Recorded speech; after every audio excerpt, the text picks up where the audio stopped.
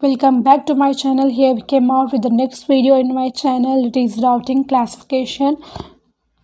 So before going to start the routing classification, first we have to know what is router. It's actually a device, that is network hardware device, which is responsible for forwarding the packets on network. Okay, it is just going to forward the packet from sender to receiver. It's not just going to pass the packet, it's also find the best way to and the packet that should be reachable to the source to destination with minimum time and cost, and it's avoid the congestion on network, that is traffic on network. So it has its routing classification. What is routing? It is actually a process which select the best path for traffic in the network across multiple network. It find to reach from source to destination. It has various way to reach it out. But what with the help of routing, it select the best path where the time and cost also less, and avoid networks and not network traffic, so that it's a find the best path for traffic among various multiple networks. So it has divided into classification, three classifications: protocol, proactive, reactive protocol, and hybrid protocol. What proactive protocol is? It attempt to evaluate continuously the route within a network. It's just going to provide the path continuously where in a network, wherever the packets arrives on routing, the routing table will hold the routing informations. Wherever any packets arrives on the routing table with the process P1, it's just going to provide the route. The path is already predefined, it has to be passed on this direction. So it is providing the continuously in a network that route, and then it maintains the routing information.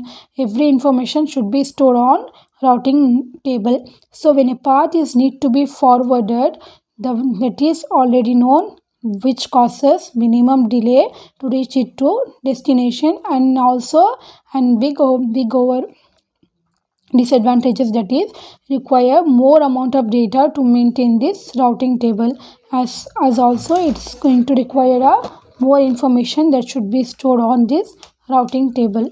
You have to maintain a lot of information to provide the path continuously and predetermined, and it is difficult to reallocate the path when it is failed. As the packet is passing along this way, it has to be very difficult to change its position from here to here as the networks fails. And what is reactive protocol? As the name indicated, just going when reactive protocol build the route only on demand. Whenever there is when a route is required, global search procedure is initiated on demand. Its keyword is on demand. Whenever consider this network, whenever any data arrived, on that time also the path is going to be known. It is not going to provide the continuously path. So it just going to provide the procedure, global search procedure, that is initiated, which is going to find out the route for packet transferring. It's follow the flooding algorithm, where the data should be transferred on demand process. It follow the one algorithm, that is flooding. What flooding algorithm is, it just going to pass out the data to the network without seeing whether the data is duplicated or not. What does the flooding algorithm? It just going to transfer the data, whether it is P1 is coming again and again, means it just going to transfer it P1 again and again. Now, which causes wastage of time, duplicate data, which created congestion. If the same amount of data is sent again and again on network, which causes congestion, traffic among the network, and it's also a wastage of time. And here, to overcome with this problem, it is using one algorithm, that is selective flooding.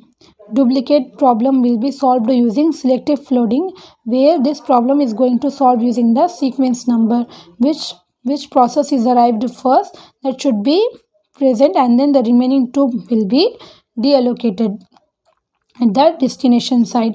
So and then the Toro algorithm is also used, temporary order reactive algorithm. It's also used to rearrange the packets in destination side. Then it's going to very easy to reallocate it in the case of failure. Here the path, when it is following this path to reach the destination, whenever there is a failure, else whenever there is a congestion, it is easy to reallocate it to the next position to reach to destination. And the advantages of here, the next one, that is hybrid protocol. What hybrid protocol is? It's just a combination of reactive and protocol, where the data should be sent on demand, where the route is going to establish on demand. Whenever, let's consider one network, whenever there is a need for the route, at the time only, whenever there is a need, whenever on the routing table, whenever there is a need for the route, at that time the route is going to be built, and then with limited search cost. That means it's not going to search for again and again the route. It's just going to take the route whichever that is available to pass the data to the destination. An example for this protocol is ZRP, that is Zone Reactive Protocol. What did hybrid means? It's just going to provide the route on demand, but without searching for the any other path to transferring the data. For example, the routing table will look like A to B, here C to D. So if it has to be reached from A to B, it has to pass through the following node, that is C to D, and the sequence number will be generated from this from the source to destination. That will be vary according to the source and destination. The routing table will look like this. Here we finished out the routing classification.